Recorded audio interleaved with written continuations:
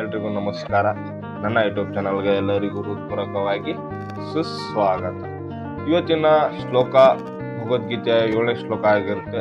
ಇವತ್ತಿನ ಶ್ಲೋಕ ನಮಗೇನು ಸಂಬಂಧಪಡುತ್ತೆ ಅಂದರೆ, ನಮ್ಮ ಜೀವನದಲ್ಲಿ ನಾವು ಶಿಸ್ತು ಮತ್ತು ನಮ್ಮ ಕೆಲಸವನ್ನು ನಾವು ಕರ್ತವ್ಯವಾಗಿ ಯಾವ ಥರ ಮಾಡಬೇಕು ಮತ್ತು ನಮ್ಮ ಕೆಲಸದ ಬಗ್ಗೆ ನಮಗೆ ಎಷ್ಟು ಜವಾಬ್ದಾರಿ ಆಗಿರಬೇಕು ಮತ್ತು ನಮ್ಮ ಕೆಲಸವನ್ನು ನಾವು ನಿರಂತರವಾಗಿ ಮಾಡಬೇಕು ಮತ್ತು ಕೆಲಸದ ಒಂದು ಒತ್ತಡದಲ್ಲಿ ಇದ್ದಾಗ ನಾವು ಏನನ್ನಾಗಲಿ ಒಂದು ನಿಸ್ವಾರ್ಥದಿಂದ ಎಲ್ಲ ಕೆಲಸವನ್ನು ನಾವು ಯಾವುದೇ ಒಂದು ಕೆಲಸ ಮಾಡಲಿ ಆ ಕೆಲಸಕ್ಕೆ ನಿಸ್ವಾರ್ಥವಾಗಿ ಮಾಡಬೇಕು.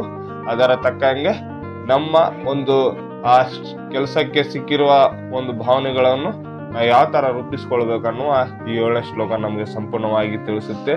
ಮತ್ತು ಕೆಲಸದಲ್ಲಿ ಯಾವುದೇ ನಿಶ್ಚಲದಿಂದ ಇರಬೇಕು, ಮನಸ್ಸಿನಲ್ಲಿ ಒಂದೇ ಥರ ಇರಬಾರ್ದು ಮತ್ತು ಮನಸ್ಸು ಮತ್ತು ಒಂದು ಒಳ್ಳೆ ನಿರ್ಧಾರವನ್ನು ತಗೊಳ್ಬೇಕಾಗುತ್ತೆ. ಮನಸ್ಸಿನ ಮಾತು ಮತ್ತು ಒಳಗಿರುವ ಅಂಗಾಂಗಗಳನ್ನು ಇಂದ್ರಿಯಗಳನ್ನು ನಾವು ಯಾವುದಕ್ಕಾಗಲಿ ಸರಿಪಡಿಸ್ಕೊಳ್ಬೇಕು ಮತ್ತು ಅದರಲ್ಲಿ ಸಾಕಷ್ಟು ನಮಗೆ ಒಂದು ಅದರ ಒಳವಡ್ತಾ ಬೀಳುತ್ತೆ ಮತ್ತು ಆಗಾಗ ನಮಗೆ ಒಂದು ಇಂದ್ರಿಯಗಳ ಬಗ್ಗೆ ಒಂದು ಏನನ್ನಾಗಲಿ ನಾವು ಒಂದು ಕೆಲಸ ಮಾಡುವಾಗ ನಾವು ಅಲ್ಲಿಗೆ ಹೋಗ್ಬೇಕು, ಇಲ್ಲಿಗೆ ಹೋಗ್ಬೇಕು ಮತ್ತು ಮುಂತಾದ ಒಂದು ವಿಚಾರಗಳು ಬರ್ತವೆ ಮನಸ್ಸಿನಲ್ಲಿ ಮತ್ತು ಅದರಲ್ಲಿ ಒಂದು ಒಳ್ಳೆ ಉದ್ದೇಶಗಳನ್ನು ನಮಗೆ ಕೊಡೋಕೆ ಬರೋಲ್ಲ ಅನ್ನುವ ಈ ಶ್ಲೋಕ ನಮಗೆ ಸಂಬಂಧಪಡುತ್ತೆ.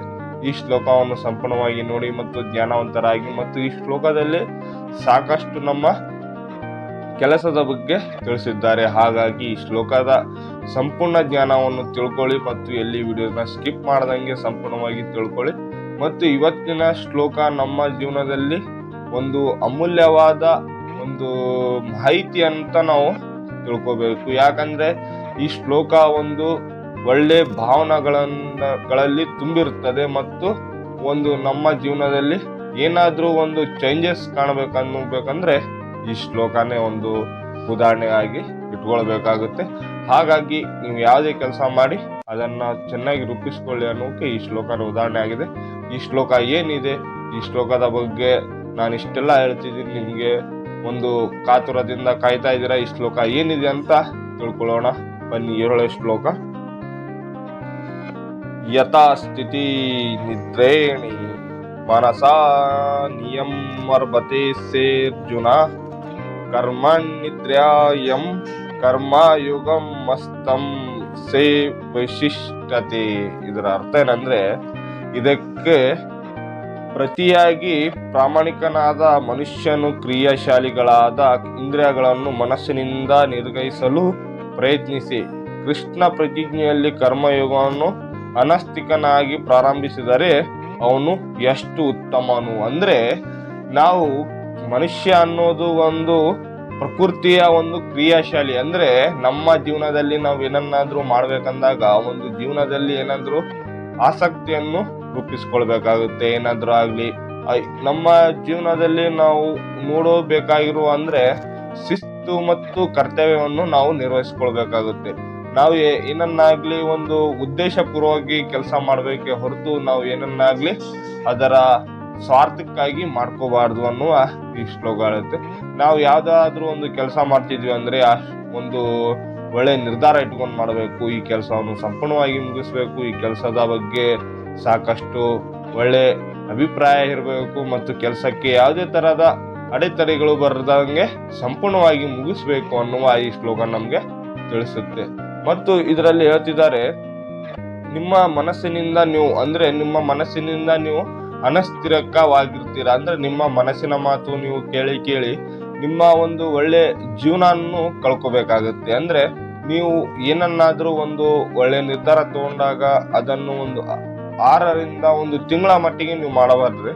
ಆಮೇಲೆ ನಾವ್ ಇದೇನ್ ಮಾಡ್ಬೇಕು ಬಿಡು ಏನಿಲ್ಲ ಅಂತ ನಮ್ಮ ಮನಸ್ಸೇ ನಮ್ಗೆ ಒಳಗೇನೆ ನಮ್ಮನ್ನು ಅನಸ್ತಿಕನಾಗಿ ಮಾಡುತ್ತಾರೆ. ಅನಸ್ತಿಕ ಅಂದ್ರೆ ನಮ್ಮ ಒಂದು ಒಳ್ಳೆ ನಿರ್ಧಾರಗಳು ತಗೊಂಡಾಗ ಯಾವುದೋ ಒಂದು, ಈಗ ನಾವು ಎಲ್ಲೋ ಒಂದು ನೋಡ್ತಿದೀವಿ, ಅದನ್ನ ಯಾರೋ ಒಬ್ರು ಸಕ್ಸಸ್ ತಗೊಂಡಿರ್ತಾರೆ, ನಾವು ಅವ್ರ ತರ ಮಾಡೋಣ.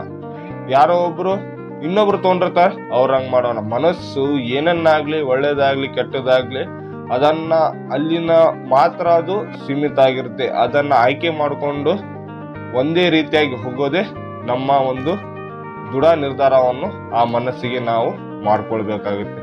ನಮ್ಮ ಒಂದು ಕೆಲಸ ಅಂತ ಬಂದಾಗ ಬೆಳಗ್ಗೆ ಎದ್ದು ನಾವೇನ್ ಮಾಡ್ತೀವಿ, ಬ್ರಷ್ ಮಾಡ್ತೀವಿ, ಎಲ್ಲ ಮಾಡ್ತೀವಿ.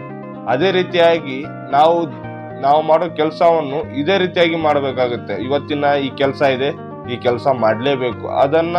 ಅದು ಅಡೆತಡೆಗಳು ಎಂತಾದ್ರೂ ಬರಲಿ, ನಾವು ಈ ಕೆಲಸ ಮಾಡಲೇಬೇಕು. ಈ ಸಂಪೂರ್ಣ ಕೆಲಸ ಮಾಡಿದ್ರೇನೆ ನಮ್ಮ ಒಂದು ದಿನಚರಿ ಮುಗಿಯುತ್ತೆ ಅನ್ನುವ ನಾವು ಅಲ್ಲಿ ತನಕ ಒಂದು ಹ್ಯಾಬಿಟ್ ಅನ್ನೋದು ಮಾಡ್ಕೊಳ್ಬೇಕಾಗುತ್ತೆ. ಯಾಕೆಂದ್ರೆ ಈ ಕೆಲಸ ಎಲ್ಲಿ ಬೇಕಾದ್ರೂ ನಮ್ಗೆ ಮುಟ್ಟಿಸ್ಬಹುದು ಅನ್ನೋಕೆ ಉದಾಹರಣೆ ಈ ಶ್ಲೋಕ ಆಗಿರುತ್ತೆ. ಹಾಗಾಗಿ ನೀವೇನನ್ನಾಗ್ಲಿ ಮಾಡಿ ಈ ಶ್ಲೋಕ ನಮ್ಮ ಜೀವನವನ್ನು ಒಂದು ಒಳ್ಳೆ ನಿರ್ಧಾರವನ್ನು ತಗೊಂಡೋಗುತ್ತೆ. ಈ ಶ್ಲೋಕ ಏನ್ ಹೇಳುತ್ತೆ ಅಂದ್ರೆ, ಮನಸ್ಸಿನಿಂದ ಗೆದ್ದ ಕಾರಣಕ್ಕೆ ನೀನು ಒಂದು ಪ್ರಭಾವಶಾಲಿ ಆಗೋದಿಲ್ಲ.